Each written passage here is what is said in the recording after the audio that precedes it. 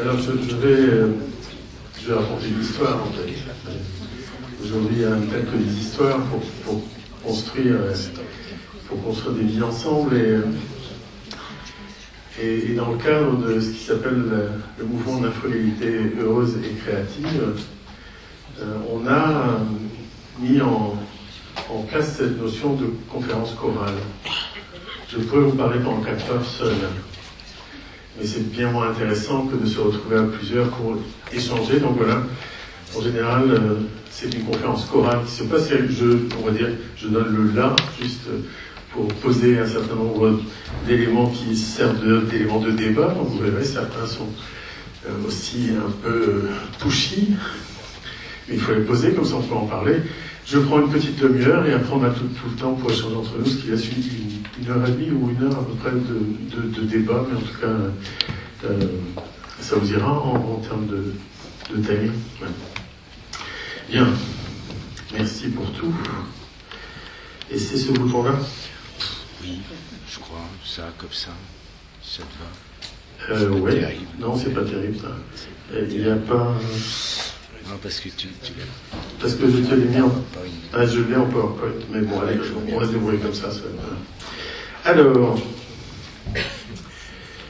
il y a à peu près 1 an, c'était en décembre de l'année, en janvier de 2018, avec 2 amis, un qui est un ingénieur, le barbu, l'autre qui est une architecte.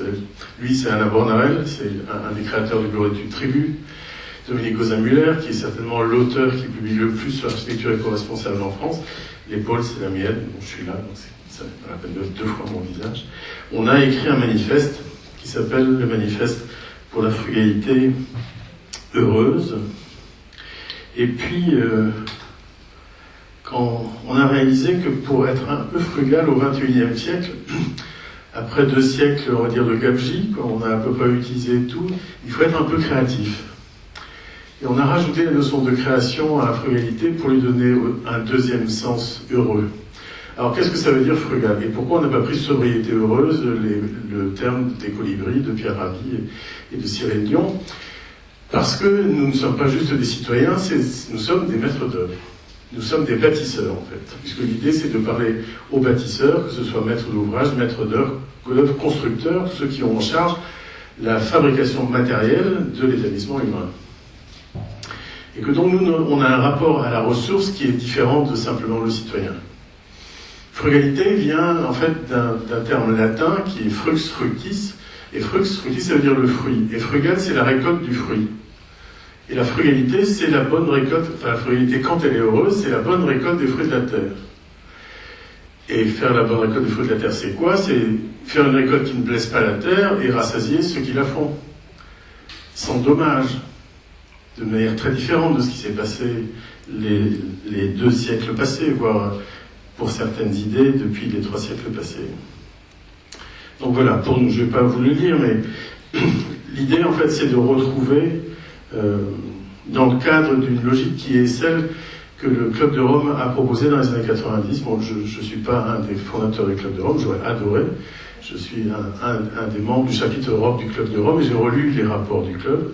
Évidemment le rapport Meadows, dans lequel pour la première fois on entendait en 72 il ne peut pas y avoir de croissance infinie sur une terre finie sans dommages écologiques majeurs. On y est, mais on sait depuis 72. Et dans un rapport qui s'appelle Facteur 4, qui n'est pas du tout le Facteur 4 de l'Europe, qui dit réduction par 4 des émissions de gaz à effet de serre à l'horizon 2050 sur la base de 1990. Grosso modo, plus technocratique que l'Europe, tu ne sais pas faire. La vision du Club de Rome était humaniste. Le Club de Rome dit 2 fois plus de bien-être avec 2 fois moins de ressources. Je ne vois pas quel est notre projet d'avenir différent de celui-là. Trouvez-moi un meilleur, moi je n'en vois pas. Et donc toutes les décisions que nous prenons, enfin qu'il me semble que les bâtisseurs pourraient prendre, s'inscrivent dans cette idée-là. Et qu'est-ce que ça veut dire ça? Ça veut dire des choses dont on a vu des exemples à droite et à gauche, parce que le monde est différent, l'établissement humain est pluriel, et les réponses sont toujours spécifiques.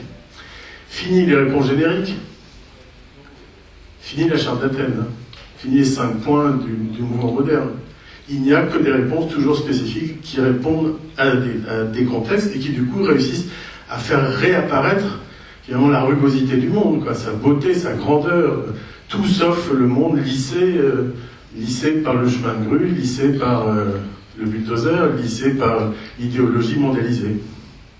Donc c'est sur cette base-là qu'on fait cette proposition. Alors on le fait en 2018, on aurait pu le faire avant quand même. Depuis le temps qu'Alain Bornaret, Dominique Gozan-Muller, moi sommes des amis engagés sur les mêmes lignes, on aurait pu le faire avant. Sauf qu'on en a eu marre, quoi. À un moment donné, c'est bon, c'est fini comme ça, quoi. Il faut arrêter de nous dire qu'on va changer de mix énergétique et qu'on laisse toujours l'atome avec autant d'importance. Il faut arrêter de nous dire qu'on va rénover 5000 logements par an et qu'on en fait quoi? Que dalle, quoi. Et on voit bien, ce qui est en train de se passer aujourd'hui va encore réduire les rénovations des logements. Donc on en avait assez de ça.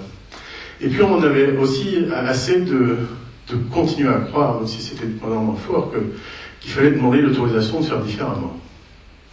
Pour être clair, on ne nous donnera jamais cette autorisation-là, surtout si ça dépend de l'État. Il a autre chose à faire, quoi.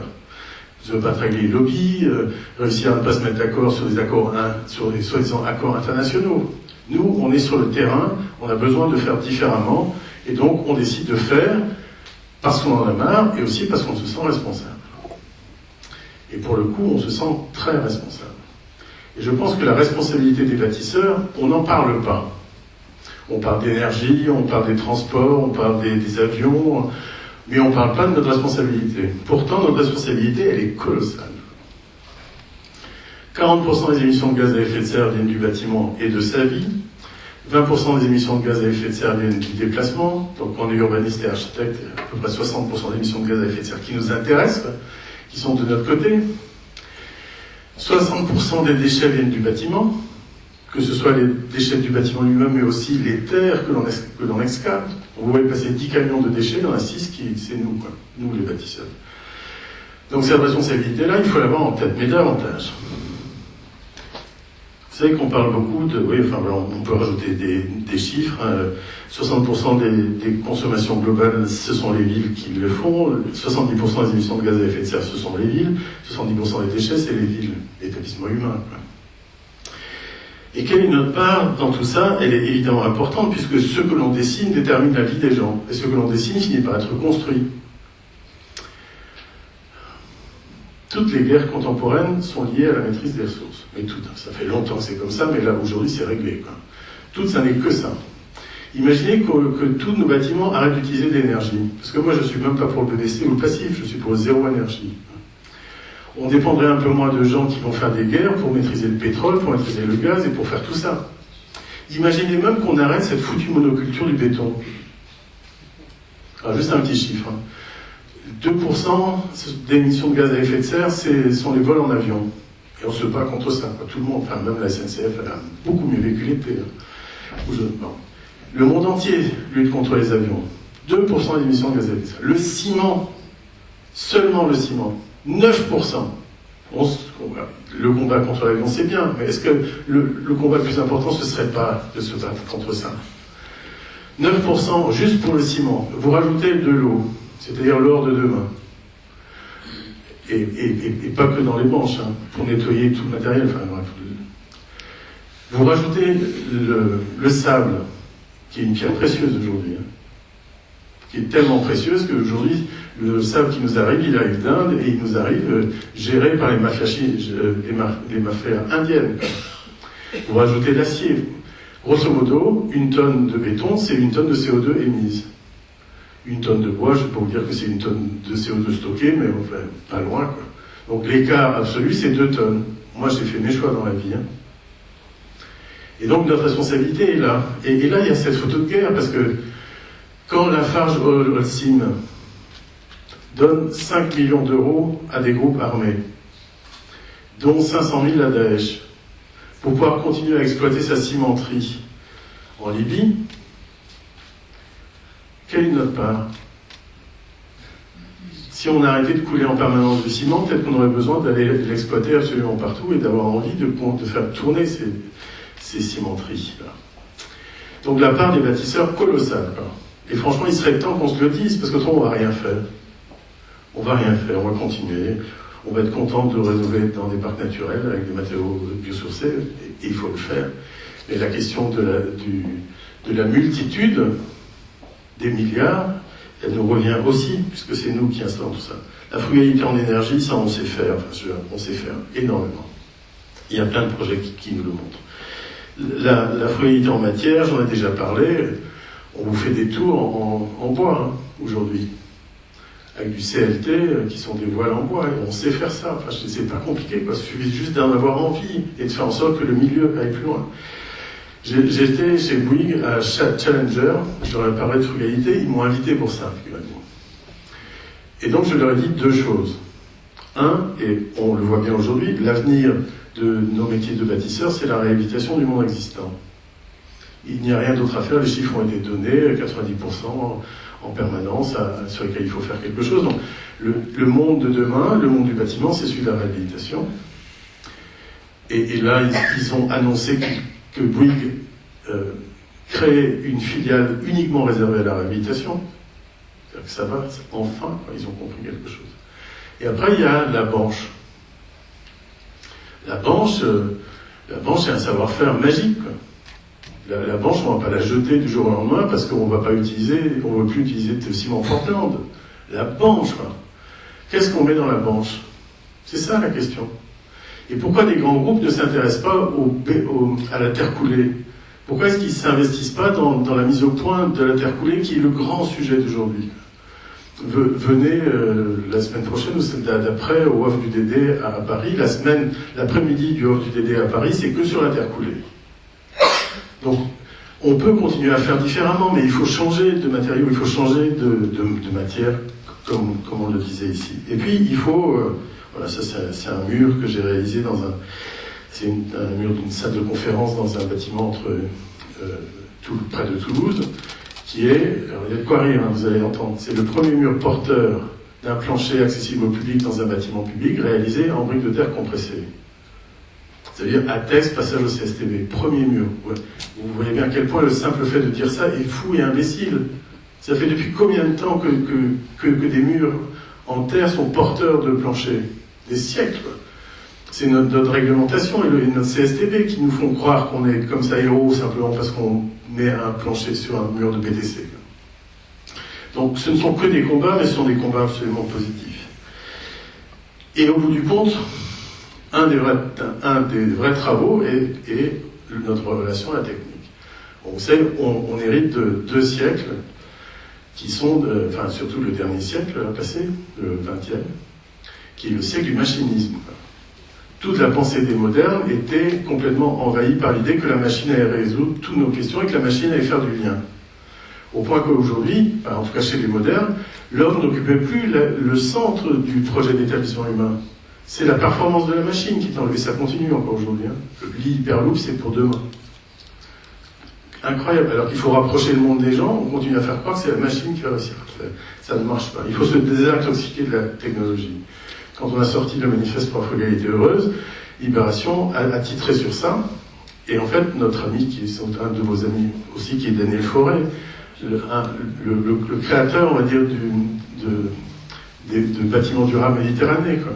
Et qui a donné le là, finalement, à tout le système de bâtiments durables un peu partout en France maintenant.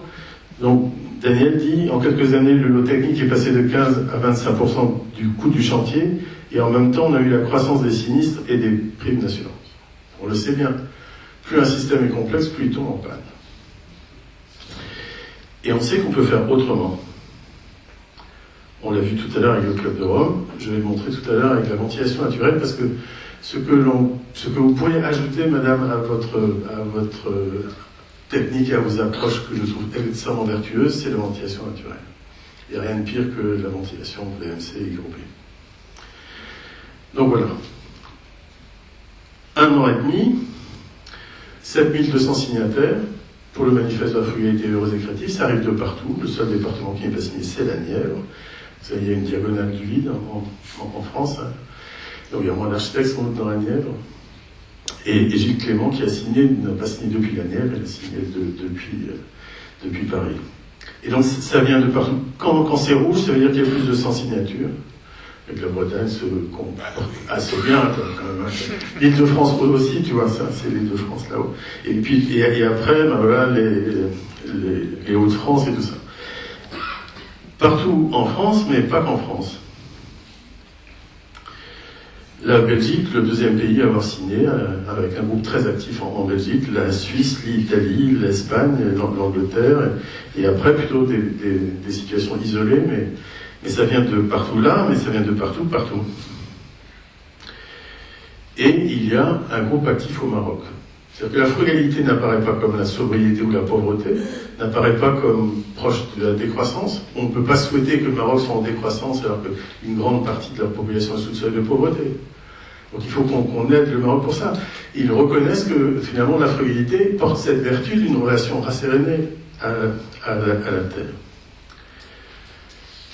Et tout le territoire se remplit petit à petit de groupes locaux qui fonctionnent. Parce que je ne suis pas un homme politique, je ne sais pas faire ça, ça nous est tombé dessus, à Dominique, à Alain et à moi, et ce sont les relais locaux qui font vivre finalement ce mouvement de la frugalité. Et on le voit bien, et ils sont extrêmement vivants, et les échanges qui arrivent de tous les relais locaux sont majeurs, puisque on sait bien que toutes les questions qui se posent ne se posent plus de façon globale. Vous savez, dans la RT, il y a un truc très rigolo. Quand vous êtes à Angoulême, ici, là, enfin je ne sais plus où est Angoulême, quand vous êtes quelque part par là, non? Ici. Et les règlements de la RT, j'ai mes lunettes, mais moi j'ai des soucis de vue. Grosso modo, les secteurs de la RT vont jusqu'à Angoulême, celui qui descend jusqu'aux Pyrénées, celui qui va jusqu'aux Vosges et celui qui monte jusqu'au Pays de Loire. On voit bien que ça ne peut pas être malin, tout ça. Et qu'il faut absolument toujours regarder les questions locales, posées localement, et donc tous ces groupes-là qui existent, et dont vous avez leur logo là, font ce travail-là. Le groupe existe, c'est déjà réuni, et a donné un nom. Les gens qui adhèrent, qui sont entrés dans le groupe, s'appellent les glaneurs. À la fois, bien sûr, c'est une réponse au magnifique film d'Agnès Varda, mais c'est plus que ça. Finalement, la terre a été sacrément moissonnée pendant 2 siècles. Là. Et peut-être qu'il ne nous reste plus que ce qui est accessible aux glaneurs et aux glaneuses. Le glanage est un droit, et un droit collectif, c'est un très beau droit. Et du coup, ce titre-là, finalement, nous va bien.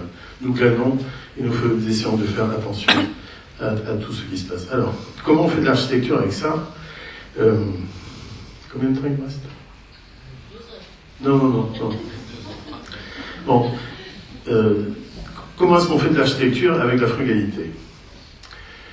Eh bien, en aimant la terre et en aimant la nature. Et en acceptant tout ce qui vient de la terre et tout ce qui vient de la nature. Donc, on commence par faire une architecture bioclimatique. Une architecture qui correspond au climat dans lequel elle est construite. Et une architecture que l'on ne pense plus en façade, mais qu'on ne sait penser qu'en coupe. Puisque tout l'enjeu, c'est l'échange entre l'architecture, le bâtiment et son environnement. Alors là, je vais vous montrer des petits dessins. Je ne vais pas rentrer dans le détail, parce que comme vous êtes la plupart tous architectes, bon, grosso modo, un bâtiment, ça se pense en coupe maintenant, hein, puisque c'est la relation avec l'extérieur qui est importante. Donc c'est comment le soleil arrive et comment la lumière arrive. Le soleil, c'est de l'énergie, et c'est la possibilité de voir, et c'est du bonheur en général. Et il faut que le bâtiment puisse être transparent, puisse être traversé par l'air, parce qu'il y a aussi, finalement, dans l'air, dans la qualité de l'air, quelque chose qui est simplement lié au fait qu'il y a du vent et qu'il y a de l'air, et qu'il n'est pas pareil au sud et au nord, et qu'il y a des systèmes de pression, tout ça, ça vient de la nature. Et il faut que des enjeux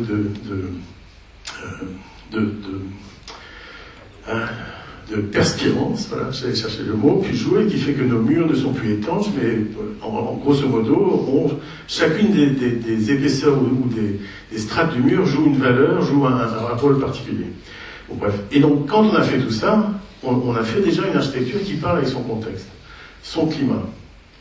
Mais le contexte d'une architecture, c'est pas juste le climat, ce qui est déjà vachement bien, parce qu'il y a comme beaucoup de gens qui l'ont oublié. Hein. Je vous ai pas parlé de la climatisation, mais il n'y a pas plus couillon que la climatisation. Hein. Et ça s'appelle climatisation en France.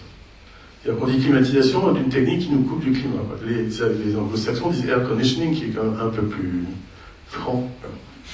Donc nous, on est en relation directe avec l'extérieur. Ce qui veut dire que pour que ça marche, il faut avoir réglé l'extérieur. Il faut faire en sorte que l'urbanisme ait aussi réglé les enjeux d'environnement, maîtrise des effets d'îlots de chaleur, qualité de l'air extérieur, réduction des pollutions, etc., etc. Puisque c'est l'air extérieur et c'est tout ce que la nature nous donne qui va rentrer à l'intérieur des bâtiments. Alors, travailler avec la nature, c'est aussi travailler avec l'eau et avec la faune et la flore. Et même si ici c'est une agriculture, le fait que l'on ait la possibilité d'installer dans des espaces qui sont des espaces anciennement ruraux, qui sont aujourd'hui construits avec du R+5 au bord de champs, ça c'est Rennes Métropole, c'est lié au fait que l'on a accepté que l'eau revienne et vienne et revienne. L'eau, c'est la biodiversité. Il ne faut jamais dire non à l'eau. Il faut arrêter d'en avoir peur. En fait, c'est quand on en a peur qu'elle nous fait du mal. Il faut lui dire de venir, elle fait un beau paysage, elle amène de la beauté, simplement, et elle nourrit toutes les terres. C'est vrai ici à Rennes, c'est vrai ici aussi à Val-de-Reuil. On est au bord de l'Eure, dans la vallée de la Seine, et donc l'Eure déborde, quand la Seine déborde, c'est à peu près tous les ans. Donc ici, on a réalisé un écoquartier qui fait de 98 logements sociaux, sur base passive, avec crèche passive, cuisine municipale, halles publiques, chaufferie bois, avec des plaquettes de l'eau locale, horticulture bio, jardins familiaux, etc., etc. Et pour faire ça, on a commencé par regarder comment l'eau envahissait le site. Je vais vous montrer des photos parce que c'est plus intéressant, mais comment, en laissant l'eau arriver, on organise finalement une manière de s'installer qui est aussi liée à la nature même du lieu, puisque dans la vallée de la Seine, les vents d'hiver viennent du nord, simplement ils suivent la vallée de la Seine ici, et donc il faut se protéger du nord. Donc historiquement, tous les bâtiments s'installaient tournés vers le sud, le dos au nord totalement fermé, et finalement pas la façade sur la rue, parce que c'est des pignons sur la rue. Donc on reprend ce dispositif-là, et on installe un quartier comme celui-ci qui accepte l'eau. Et donc tout est fait pour que l'eau arrive. Et arrive au plus près des logements. Et quand l'eau est là, ça marche toujours, c'est le cas de le dire, ça marche. Vous n'avez pas vu de voiture, vous n'en verrez pas beaucoup, aussi parce qu'elles sont à côté, sur le bord. Et quand l'eau n'est pas là, ben c'est magique, non ? C'est un paysage qui est absolument nourri, qui est nourri aussi de végétation qui sont issues de l'eau, et qui parlent de la présence de l'eau. Donc le plan, on l'a déjà vu tout à l'heure. Et voilà, l'eau est là, n'est plus là. Les espaces deviennent des espaces de jeu. Voilà, ce gamin-là, il joue dans les flaques d'eau quand il y a de l'eau aussi. Hein, donc c'est pas juste tout ça, mais l'eau arrive. Et quand l'eau arrive, la faune arrive. On a fait un observatoire pour que l'on puisse voir les signes qui arrivent, enfin les aigrettes, tout ce monde arrive. Et quand il n'y a pas les signes et les aigrettes et qu'il fait un peu beau, la biodiversité, elle marche aussi très fort, puisque les ados adorent ce petit endroit. Bon. Le soleil, tous les jours, le soleil nous donne sur Terre plus que ce dont nous avons besoin pour tout l'établissement humain, en quelques heures. Et nous, on va encore creuser pour chercher de l'énergie, alors qu'il suffirait de lui tendre les mains. Je terminerai sur ça tout à l'heure. Le soleil, on a dit, c'est la lumière, mais c'est l'énergie. Donc quand on dessine un projet, nous, quelle que soit la densité, c'est 2 heures de soleil par jour dans tous les logements. Le 21 décembre. Le 21 décembre. Et quand vous avez 2 heures de soleil qui arrivent au 21 décembre dans le logement, vous pouvez arriver au niveau passif sans faire de grands efforts technologiques. Quoi. Pas de double flux. Hein. Et bon, on reparlera de ventilation plus tard. Et donc voilà, le soleil arrive, un coup ça marche pas, un coup ça marche, jusqu'à ce qu'on ait les 2 heures de soleil, simplement, on change les choses. Voilà. Après, quelques images simplement si, un plan, logement traversant, et fenêtre dans les salles de bain. Hein, c'est le début de l'air sain, ça. Et c'est le début de la qualité de vie. Le matin, quand vous vous levez, vous n'allez pas faire 2 placards. Le WC et la salle de bain. Vous pouvez voir qu'il fait jour. Et puis surtout, quand vous avez besoin que l'air passe absolument. Vous verrez, on va plus loin maintenant. Quand je dis on, c'est avec Alain Bournarel aussi, mais avec Bernard Blanc, je vous le vois tout à l'heure. Voilà, ça c'est les plaquettes de bois qui font le chauffage. Et puis voilà, ces petits logements, ces espaces ces espaces sans voiture, et ces interstices, et ces seuils, et voilà, une petite balade qui va amener à une crèche. Voilà une crèche, et de la lumière du jour dans la crèche. Et quand on sort, on n'est pas sur du béton ou du goudron. Et là, la halle vient d'arriver. C'est un peu rapide. Oh, pardon, mais voilà, je peux revenir. Là, elle sort, et c'est pas sur du béton. Et ici, c'est juste du stabilisé renforcé à la chaux. Et ici, ben voilà, c'est de la lumière, et après du bonheur avec des couleurs, mais les végétaux partout qui accompagnent. Enfin, là, tout ce qui est comme sol, c'est du stabilisé. C'est vrai que ça ne peut pas faire un film, mais voilà, j'aime bien le temps du débat après.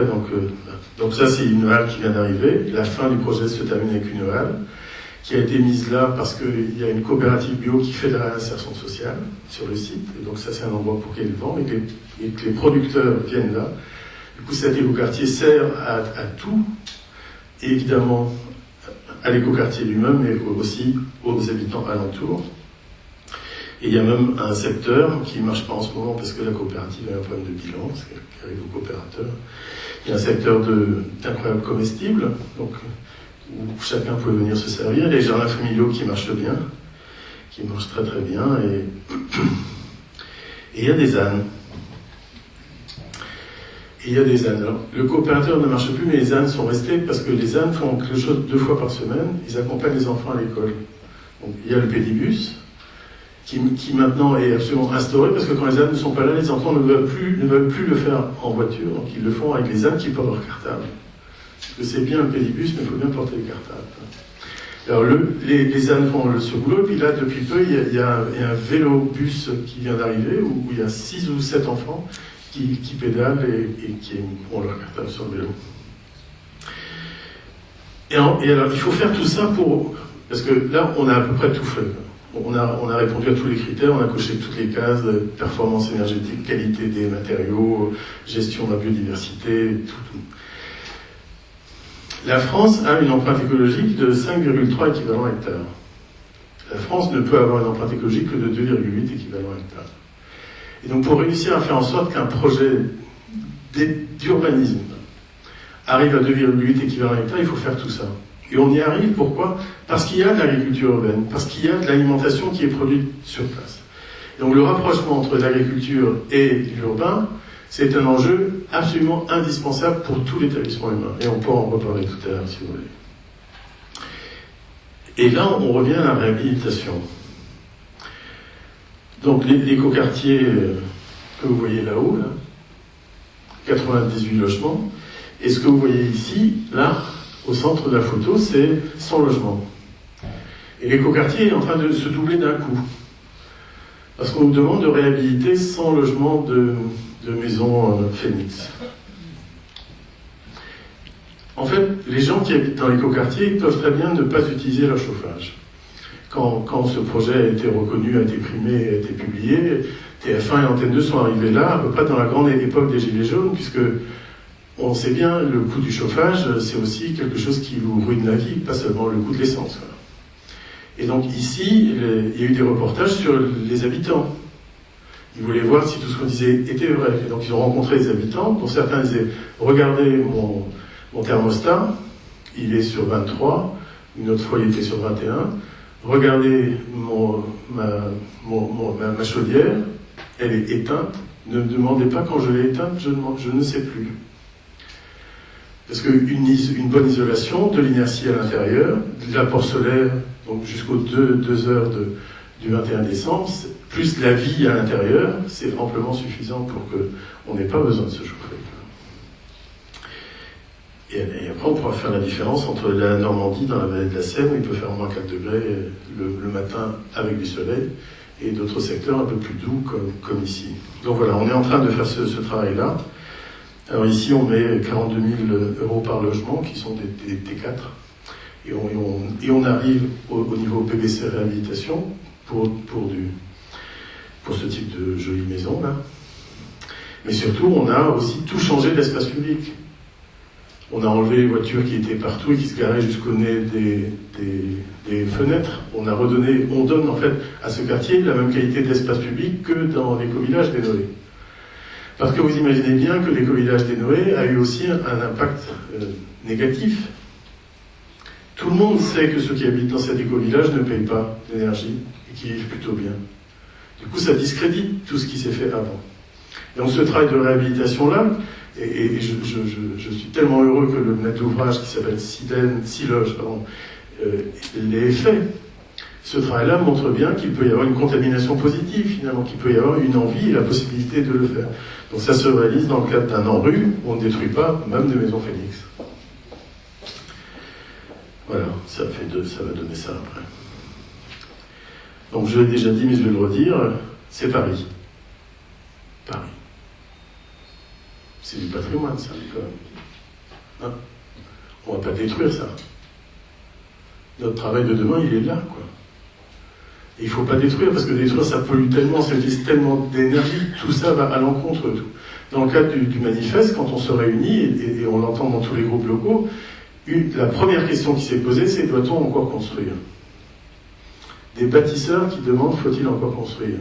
Ça devrait commencer à faire réfléchir, quoi. Il y a tellement de maisons vides dans des secteurs ruraux, plutôt que de faire des lotissements merdiques, il faudrait réinvestir les centres-bourgs. Il y a combien de milliers, de centaines de milliers de mètres carrés de bureaux vides à Paris? Et combien de millions de logements vides, privés? Il manque peut-être 300 000 logements sociaux en France chaque année, mais il y a tellement de logements privés qui sont vides. Donc, il faut s'interroger sur faut-il encore construire? En tout cas, ça ne veut pas dire arrêter de travailler, puisque le travail, il est vraiment là. Et je vais arriver très vite vers la fin.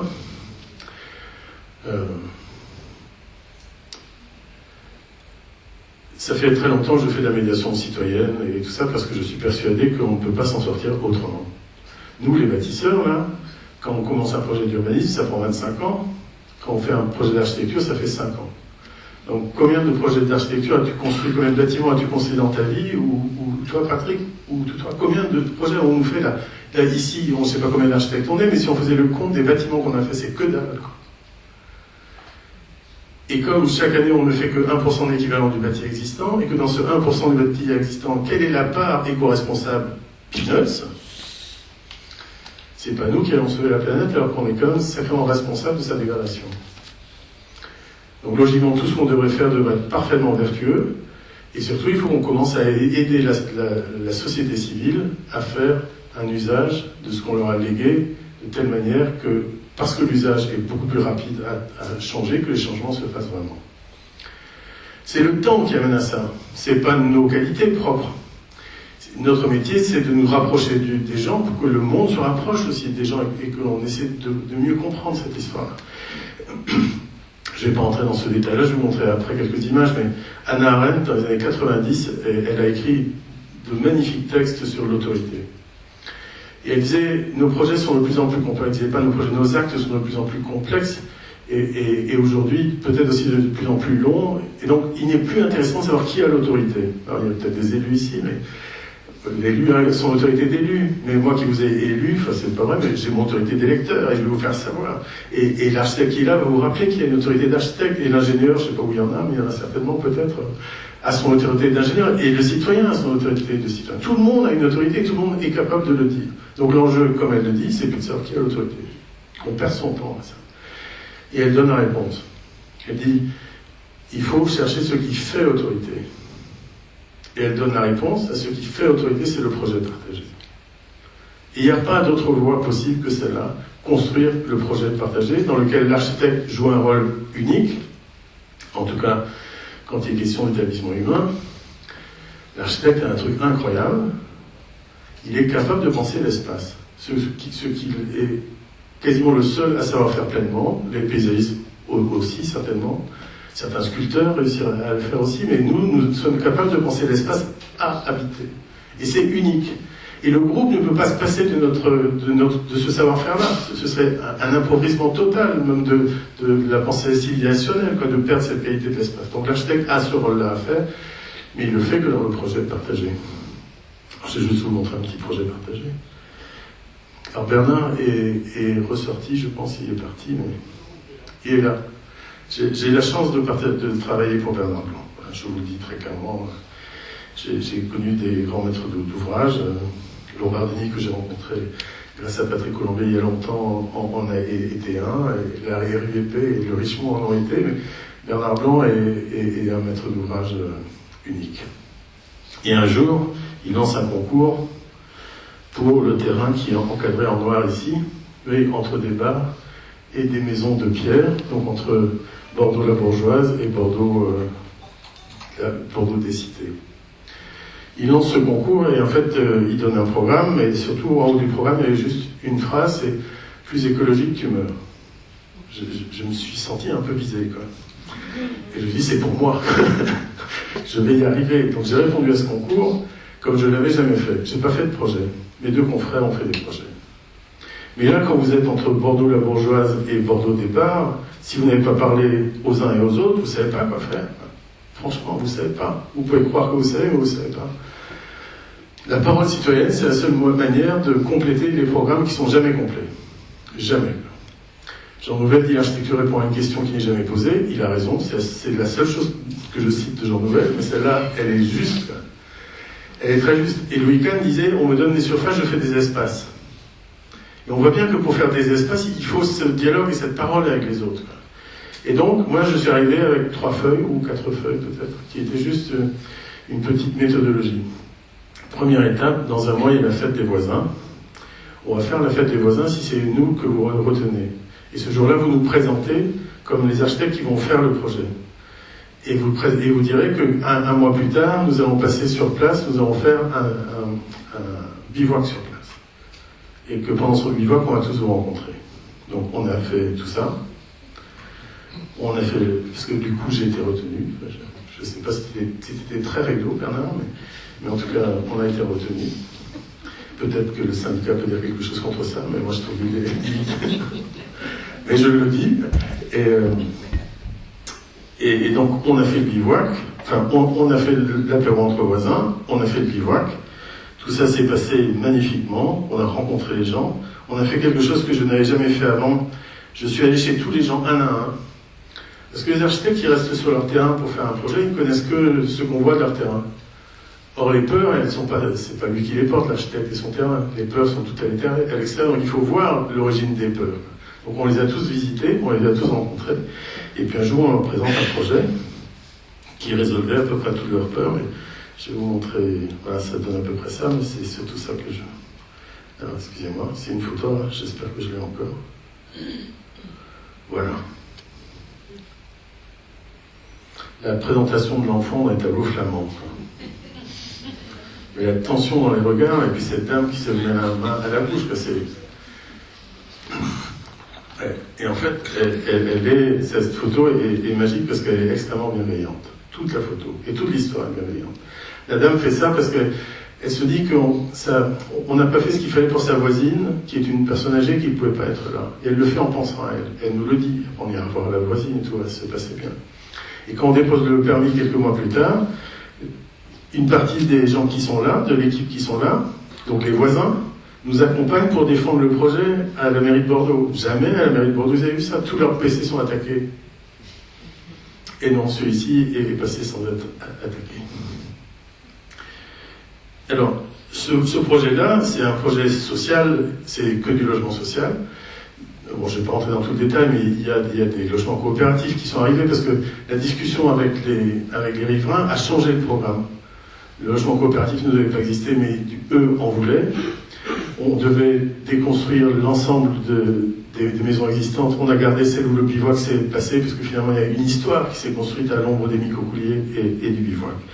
Une fois qu'on a dit ça, reste tout le travail qui est celui de la frugalité. Sachant bien que parler aux gens, vous avez compris, c'est la frugalité. C'est la façon d'aller très vite, très loin. Et donc ici, on continue dans une histoire qui est une histoire liée à la ventilation naturelle.